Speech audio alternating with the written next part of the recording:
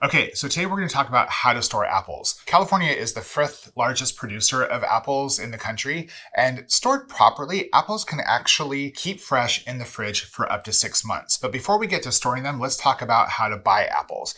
And honestly, buying apples is also pretty easy unless you're like Snow White. Like choosing an apple is not a hard thing to do. So basically you want an apple that has a nice, even, taut skin. You don't want any bruises or soft spots or insect holes. You want it to be nice and bright. The apple itself should be kind of on the fragrant side. And if it's a little heavy for its size, that means it's juicy. So that's how you choose the right apple. But how do you store them?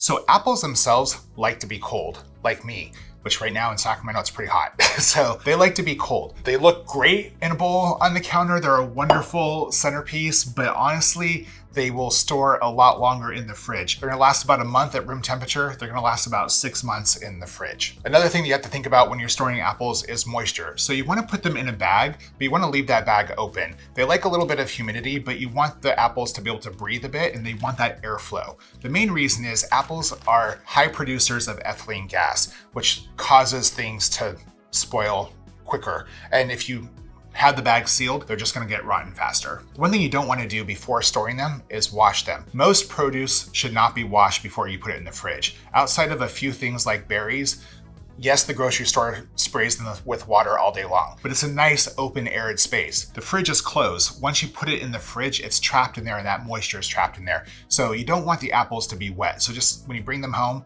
put them in a bag that's not sealed and put them in the fridge. Not only do apples produce a lot of ethylene gas themselves, but they're also sensitive to it. So you want to keep them away from high producers like melons or tomatoes. But also when you're storing them in the fridge, you don't want to store them next to things that are sensitive to ethylene gas either because they are high emitters. And that's how you store apples. If you like this video, give me a thumbs up. If there's something that you want to see, drop a comment down below. And if you'd like to cook like I do, I release new videos every single week.